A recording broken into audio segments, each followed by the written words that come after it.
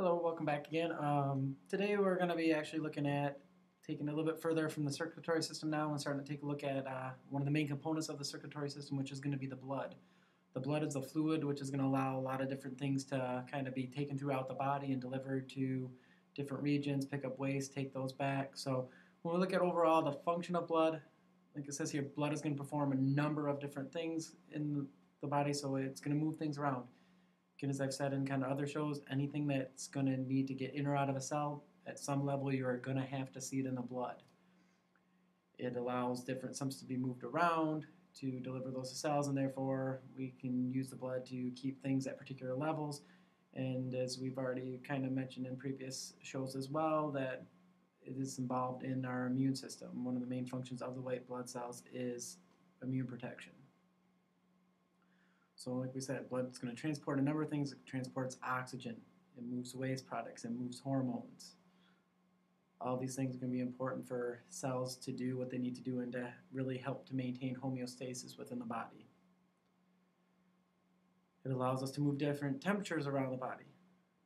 Blood pH, there's a number of buffer systems in the blood, and these also allow the body to kind of keep that within its particular range, as well as move the different fluids throughout the body. So blood also offers protection in terms of, as we've already kind of mentioned, white blood cells and kind of preventing microorganisms and abnormal cells from becoming a problem. It does this by really making antibodies and by other immune cells attacking and getting rid of these foreign cells.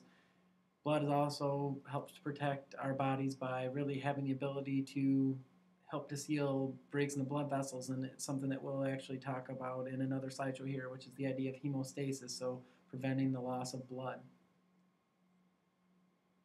If we look at just some overall properties of blood, at least in terms of our body weight, it's about 8% of our body weight overall. In terms of overall volume, we're looking at anywhere from about 4 to 6 liters, and for those of you who are metrically challenged, a liter and a quart are pretty similar, so you're looking at anywhere from a gallon to about a gallon and a half of blood within your body. On average, the temperature of this is going to be a little bit warmer than that 98.6. It's about 38 degrees Celsius. pH, it's a pretty tight range, 7.35 to 7.45. 7 is a neutral pH. That would be the pH of water, so we can see that blood is slightly alkaline. Another interesting thing, and this is kind of a funny one to say, but that whole idea, you've probably always heard that blood is thicker than water. If we actually look at the viscosity of blood, indeed it is thicker than water. Blood is about 4 to 5 times thicker than water, if you really want to know. Even the liquid portion of blood is about double the thickness of water. And the other thing that we'll see is the mean salt concentration of blood is about a 0.85% salt solution, and this is, again, one of those main reasons that you get IVs of saline solution when you go to the hospital and you don't get water, because getting an IV of water would actually be quite a bad thing to happen to you. And overall, in terms of some of these main blood counts, hemoglobin is going to be the main protein that's within the red blood cells. It really is the oxygen-carrying component of the blood, and we will see in a later show here exactly what hemoglobin looks like. It is, like I said, again, found within the red blood cells, overall red blood cells, and this is per microliter, which is actually probably smaller than a drop. Overall, how many blood cells do we have? Per microliter, they say generally the range is about 4 to 6 million per microliter. Within that same microliter, you're going to have anywhere from about 100,000 to about 400,000 platelets.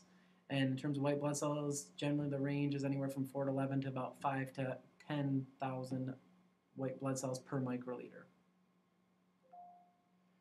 What is blood made up of? Well, blood is one of the body's connective tissues. It is in kind of a class of its own, and considering that it is the body's only fluid connective tissue. It does have those things that all connective tissues do have. So it has the cells. So we'll talk about the white blood cells, the red blood cells, the platelets. Those are what we usually consider to be the formed elements, as you can kind of see below here, the erythrocytes, leukocytes, and platelets. So those are the cells of the connective tissue. It does have that ground substance. In this case here, it is the liquid portion of the plasma portion of the blood, which is mainly water, as we'll see. And then finally, all connective tissues also have fibers. When we look at blood, in and off the bat, you don't really see the fibers in the blood. And what we're going to see is they're actually a soluble component of the blood. So there is something in our blood called fibrinogen, which under the right conditions can actually become fibers. And so we see that blood does have the same properties as our other connective tissues in that it has the cells, fibers, and ground substance. So if we look at the main components overall, though, we're going to see liquid. The liquid portion of the blood, or the plasma, is about a little over half, about 55% of the overall volume of the blood. The other component of the blood is what we call the formed elements, which are the cellular components of the blood. Say cellular with kind of a caveat in that platelets technically aren't cells, they're actually just fragments of cells. So as you can see, if we were to take a sample of blood from a vein here, you can see here, withdraw the blood, place it in a tube, and then centrifuge it. When we spin this down, what we're going to get is the main components of the blood. And what you will see here is that the lower portion here is going to be what we call the hematocrit, which is really the red blood cell levels of that particular sample of whole blood. And so the red portion here is going to be mainly those erythrocytes, or red blood cells, which will be about 45% of whole blood. The other formed elements are going to be found within this what's called the buffy coat, which is going to be the leukocytes, or white blood cells, and the platelets. And the final portion, the upper portion here, the straw-colored liquid portion of the blood, is going to be the plasma.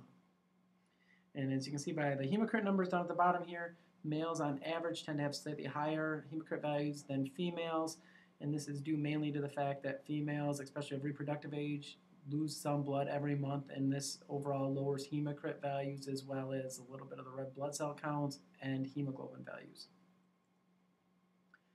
If we look at overall, we're going to really kind of concentrate first on the plasma here. It's the simpler part to kind of do some of the explanation for. If we look at it overall, we're going to see that the main component of plasma is really water. It's about 90%, slightly more than that, of water. The other main component that we're going to see, about the other 7 to 8% of what is in the plasma, is going to be what are known as the plasma proteins. So we have albumins, globulins, and fibrinogen as being really the main three. And if we look at each of those in a little bit more detail, we're going to see that there's some important things that each of those are going to be involved in. So like I said, those plasma proteins are about 7-8% of the plasma. You can see three main types. The albumins, these are the main blood protein. What these do is really, we've talked about in AP1, you should have talked about osmosis.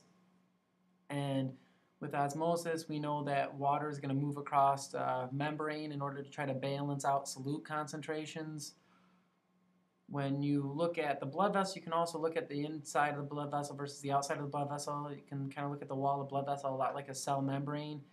And if we have some component that's within the bloodstream that's at a higher level than, say, that same component outside the bloodstream, water is going to move in or out of the bloodstream to try to balance this out. These albumins are too large to leave the capillaries, and because of this, they set up a gradient that is going to draw water back into the capillaries in the blood vessels. Globulins are another main one here. So we have the alpha, beta, and gamma globulins. Alpha and beta globulins, we're going to see, are transport proteins that are found within the blood. The gamma globulins are one of these things that we will come back to actually with the immune system. Gamma globulins are the antibodies. Fibrinogen, we will also kind of hit on again a little bit later as well. Fibrinogen is actually part of the clotting process. It's what actually makes the fibers that are going to help seal up any break in a blood vessel. And these are those ones that are soluble within the blood, dissolved in the blood under most conditions, but when the right conditions arise, they will come out of solution and help to seal that break in the blood vessel. The other thing to kind of show you on some of these slides here is just, and again, I don't think these are necessarily important values that you need to memorize by any means, but this is really just kind of showing you that within the plasma, it's kind of going back to one of the ideas I've already kind of mentioned, is that pretty much anything that needs to get in on our cell, you have to see it at some level in the bloodstream. So we know cells need lipids and other things like that. So what do we see?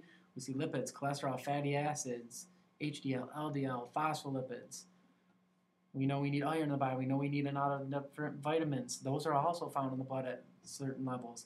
Our different electrolytes, so sodium, potassium, calcium, all found at some level or another within the bloodstream. Our waste products that are generated by cells and need to be at least removed from the body at some point or another, be it through the kidneys or through the respiratory system. You can see some of these nitrogenous wastes, which will be lost through the kidneys, except for the bilirubin, which will be lost in the digestive tract. Those are found at some level in there, as well as all the different gases that are in the air that we breathe in. So oxygen, carbon dioxide, which is generated by ourselves, and nitrogen, which is also part of the air. We find these at some level or another in our bloodstream as well.